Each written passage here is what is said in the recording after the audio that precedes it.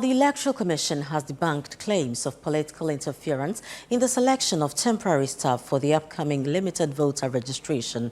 This follows claims that some of the temporary staff selected for the exercise were handpicked by the chief executives in the various district, municipal and metropolitan assemblies. There is more in this report. The chairperson of the Electoral Commission, Jen Mensah, used the press briefing to address concerns about the upcoming limited voter registration exercise. The exercise is expected to begin on Tuesday, May 7 and end on May 27.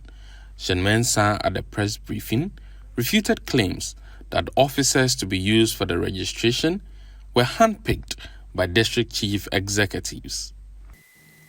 I'm pleased to note that the interviews for returning officers and deputy returning officers were conducted in a fair and open and transparent manner. Interview panels were constituted nationwide, and persons who successfully went through the interviews have been included on the database established for this purpose. I'm happy to note that all persons recruited have no less than 8 years working experience with the Commission, having served as either returning officers, deputy returning officers, or presiding officers in past elections. What this means is that every person who has been recruited as a returning officer or a deputy returning officer has had previous working experience with us, either working as returning officers or deputy returning officers or presiding officers in past elections.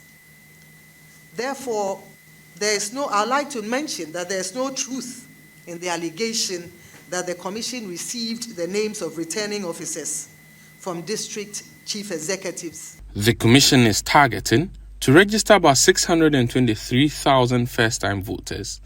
The registration will take place in all 258 district offices of the Commission, with additional 785 centers in areas where registrants may find it difficult to access the district offices and 25 public investees.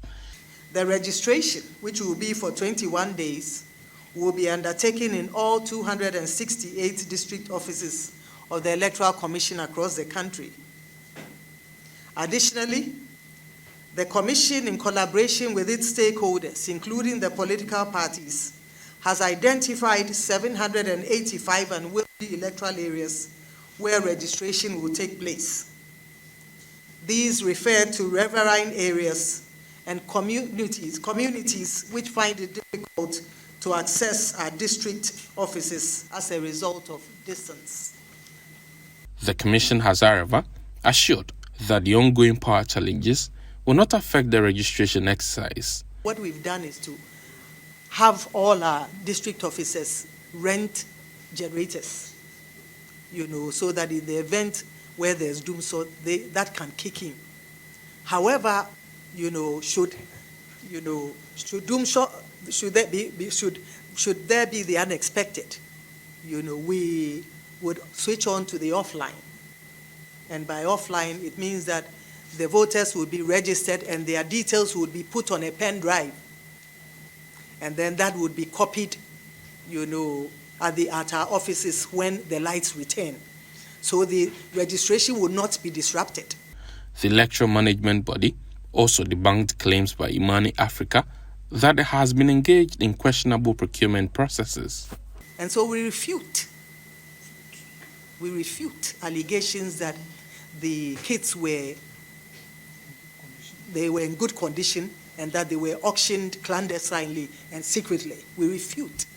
The equipment manufacturers, the managers, the biometric consultant who had advised the Commission, and producers of similar devices, Laxton Limited, all indicated that the kits were obsolete and had reached end of life. And this is what led to their being auctioned. For the Commission, it has been guided by the principles of accountability and transparency in taking decisions ahead of the limited voter registration exercise. Officials of the Commission are calling on Ghanaians to cooperate with them to make it a success. Reporting for Citi News, Hansen Ajiman.